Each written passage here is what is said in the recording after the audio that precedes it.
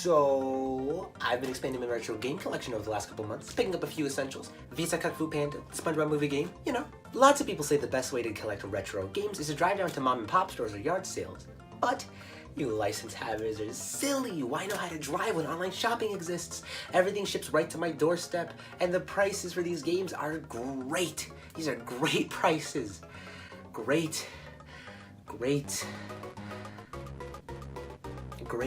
prices. I can't take it anymore. I gotta learn how to drive. The convenience is great, but a man can only spend so much on Bayou Billy before he loses it.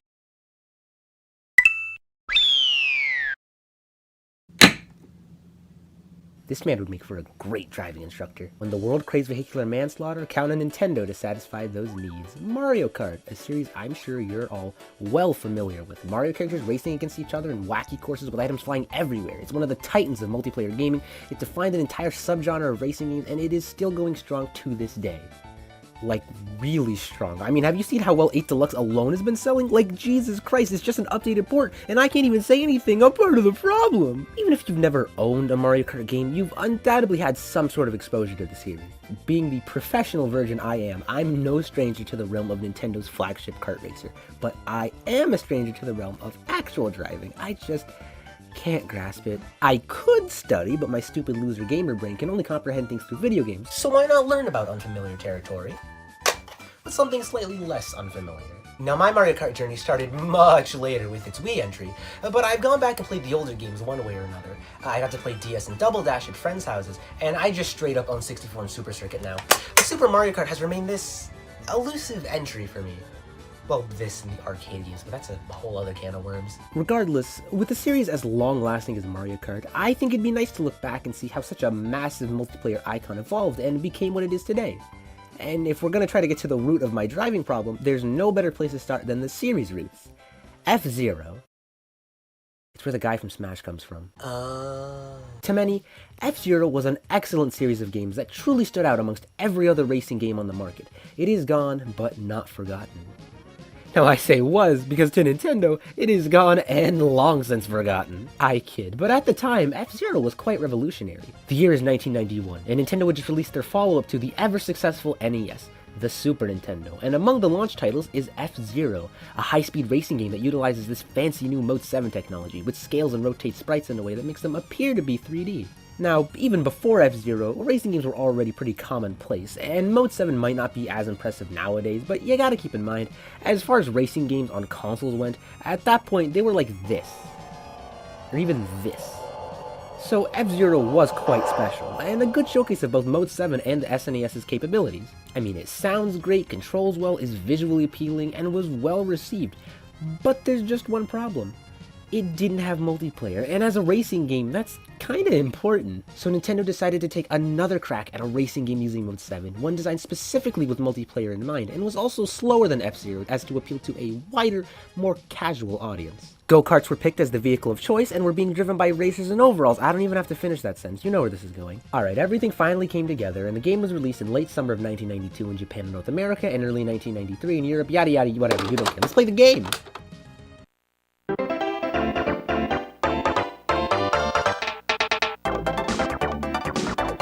See, Mario Kart is already setting itself apart. Lots of racing games released in 1992, but no others had tic-tac-toe and sky graffiti, so you, car and driver. There's quite a bit to cover, so I guess I'll go in order, starting with the single-player Grand Prix. Oh, Jacob, what are you talking about? It's pronounced pre. Yeah, well, how do you pronounce this?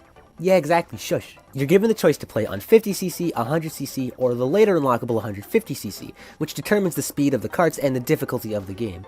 I'm obviously going with 100cc because I'm a chump, but I'm not that much of a chump. So, welcome to the beginning of the rest of our lives. A racing games cast is an important thing. Vehicular manslaughter is cool and all, but it's even cooler when Luigi does it. We've got 8 victims to choose from, and they're more or less what you'd expect. We've got the Mario Bros, Peach and Yoshi, Bowser and Donkey Kong Jr., and Koopa and Toad. Most of the cast is pretty standard fare, and have been pretty common returnees for the series.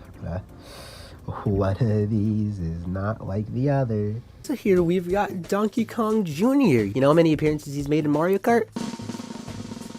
Yeah, that's it. Okay, so technically he made his return to tour, but Regardless of that though, he's still an odd pick to me. I mean, nowadays you wouldn't think much about DK being represented in a Mario spin-off, you know, but by 1992, Donkey Kong as a whole was a little... And I understand that Mario's cast wasn't nearly as large or diverse as it is now, but I feel like they were more fitting characters for the time. The iconic tie-wearing design we have now wouldn't exist for another 2 years with the release of Rare's Donkey Kong Country, and I've heard the reason the devs settled for our baby boy here and not grown DK was because 1992 was the 10th anniversary of the Donkey Kong Jr. game. I've also heard it was because his white shirt made him easier to draw, but that's neither here nor there. I'm making a bigger fuss than necessary, but I actually quite enjoy his inclusion, just for it being a bit of an oddity. Alright, let's move on. I've talked enough about monkeys. Every character differs slightly from each other in weight class and handling and such, so there's some strategy that comes with choosing certain characters, but really everyone just picks their favorite character. Choosing your Mario Kart main isn't just a choice, it's a commitment, much like marriage. And you know what? I like Donkey Kong Jr. I'd marry Donkey Kong Jr. The Grand Prix is separated into 4 cups. The Mushroom, Flower, Star, and Special Cups. You're free to complete the first 3 in any order, but I'm pretty sure anyone who doesn't start with the Mushroom Cup is put on a list. So here we go.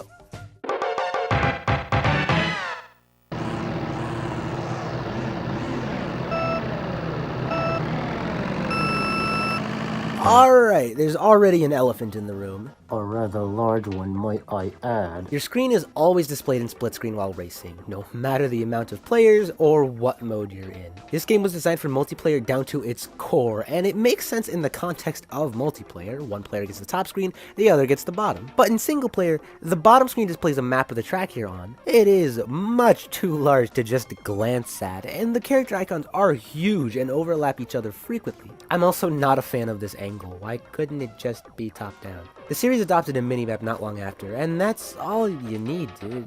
I'll give the devs this though. I think it's rather impressive technically. It's very detailed and it looks nice, but it is not practical in the slightest. This practicality leads me to my next point. Some argue that this map just obstructs your view and makes the actual game part hard to see. Personally though, it hasn't given me that much trouble.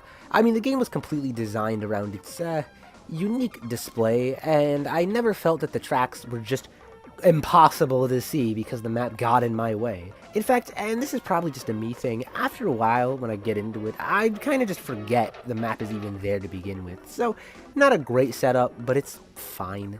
Alright boys, let's back it up a bit and get into Mario Kart's gameplay. Like I said earlier, the single player campaign is divided into 4 cups housing 5 tracks each that get progressively harder, both track-wise and cup-wise. You do a few laps around a variety of courses trying to make sure the other racers eat your dust. When finishing a course, you learn points based on your placement. To win a cup, you have to earn enough points to rank 1st, 2nd, or 3rd overall, but you're gonna want to aim for 1st in every cup because it's the only way to unlock the special cup.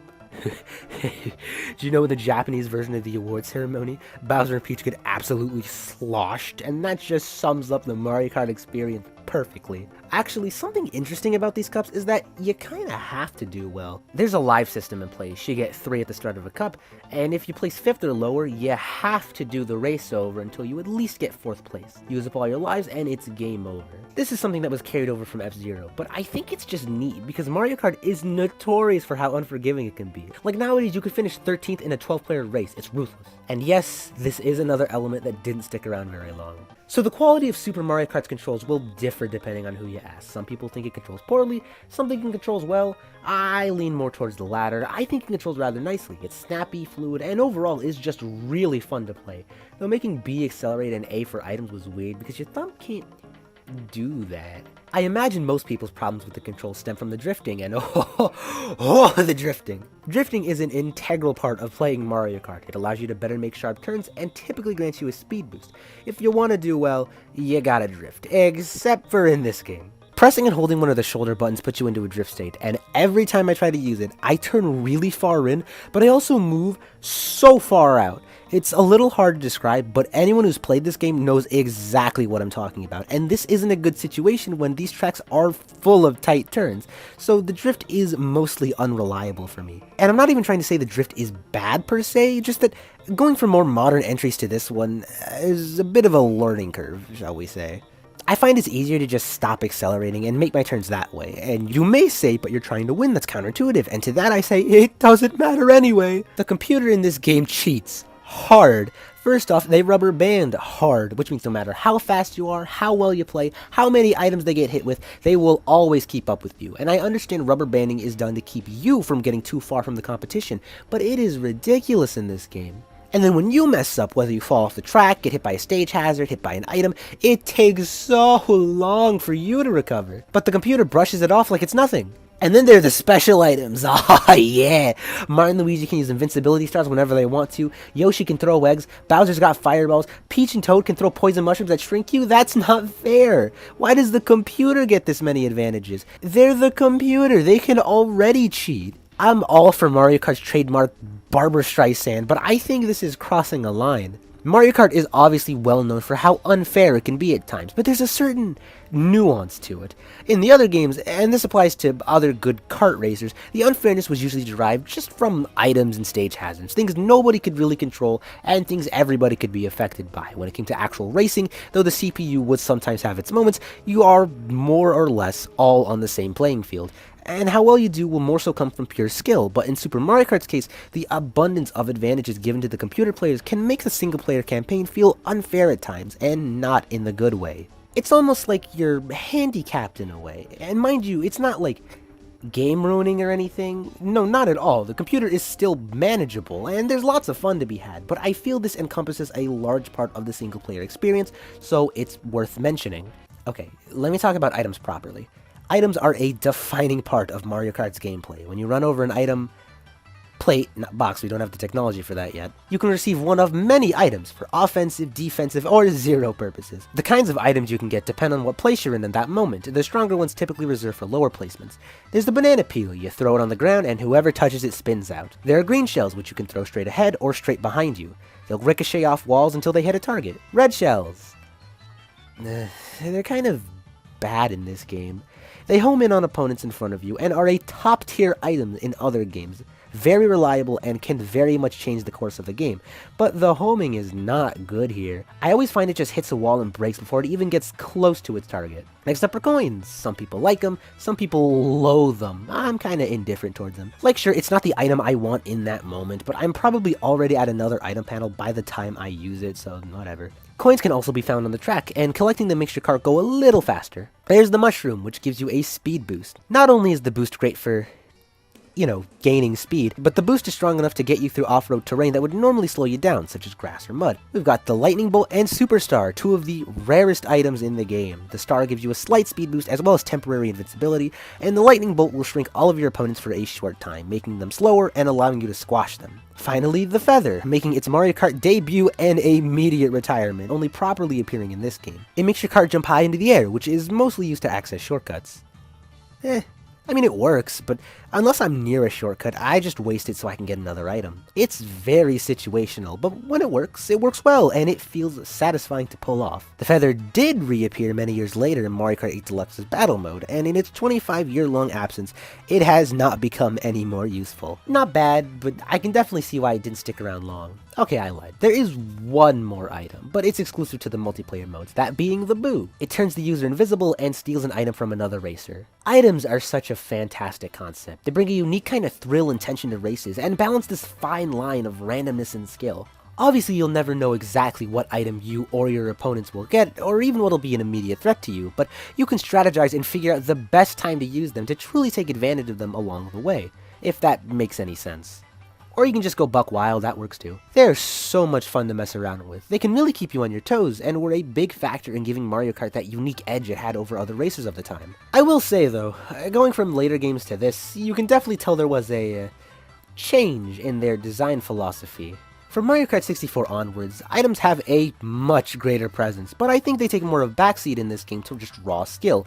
The regular items anyway. Not to say the later games don't require skill, because god, yes they do, but items play a far greater role in the outcome of a race, at least compared to this game, contributing more to its lax nature. But I do think the item balancing is pretty good, all things considered. So a staple of the Mario Kart series is that the game's racetracks are typically based on the most recent mainline Mario game of the time, and the same is true here. All the courses are stuff like Donut Plains, Vanilla Lake, Ghost Valley, all based on locations from Super Mario World. I think they look great, very visually appealing and distinct, and much like F-Zero, the Mode 7 is really good. All the tracks have unique hazards and design quirks that further differentiate them, like the moles in Donut Plains or the bumps in Choco Island.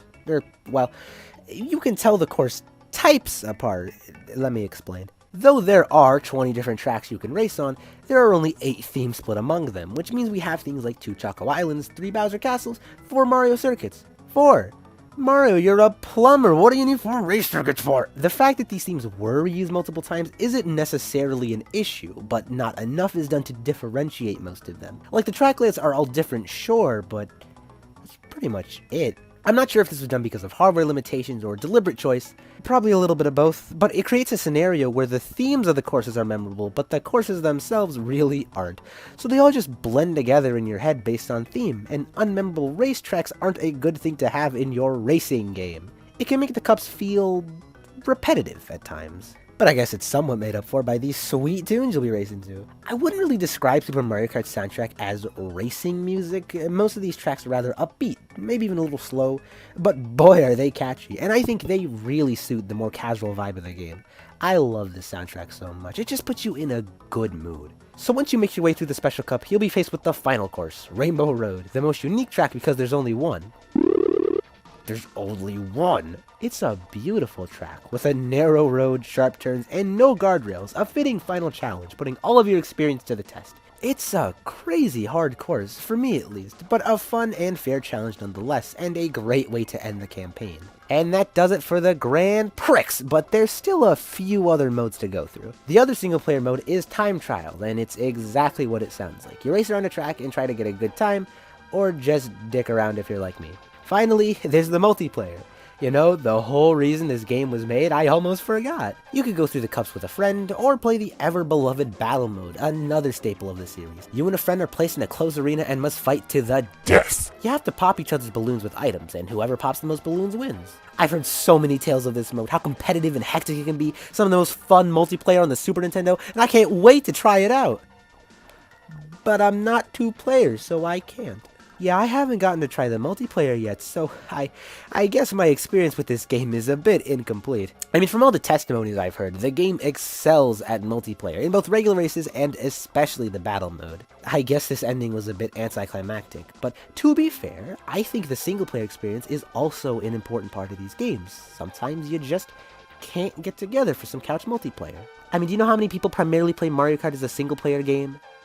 At least like 5. So that was Super Mario Kart, at least from a single-player perspective anyway, and as a game, I thought it was quite alright. I think the idea of a kart racer is such a genius one, and Super Mario Kart lays down the groundwork for something with so much potential, but ultimately I feel wasn't quite there yet. It's incredibly impressive for its time, especially considering how much of the Mario Kart template had already stuck, and it was the first of its kind for both this genre and series, but looking back, it had quite a few rough edges that needed to be smoothed out. The computer's ridiculous, quite frankly, its track variety could be repetitive, it's not the most exciting game, and its pseudo 3D wasn't optimal. I don't mean for this to come across as me saying this game aged poorly, because overall, I feel it aged decently well, and above all, it's still incredibly fun to play. Now, is it my favorite Mario Kart? No, but I had way more fun with this game than I was expecting, despite its flaws. Ironically enough though, I feel this game's quirks make it stand out from the other entries, at least in my opinion, as many of these quirks are exclusive to it, so I think these, plus its more lax nature, make this a fun and unique one to look back on from time to time. And fun really is the best word to describe this game. Despite my gripes with it, its unique charm and enjoyable gameplay really hold it together. Whether you're just getting into the series or you're a longtime fan who's never played this game, I recommend at least checking it out. Don't expect anything stellar, but for what it is, you'll be in for a very fun and decent, yet flawed time. When I do get to try out its multiplayer, we'll discuss it at a later time, but for now, that was my take on Super Mario Kart. And you know, playing this game has taught me a lot about what to expect on the road, and has also taught me a very valuable lesson. I should just carpool.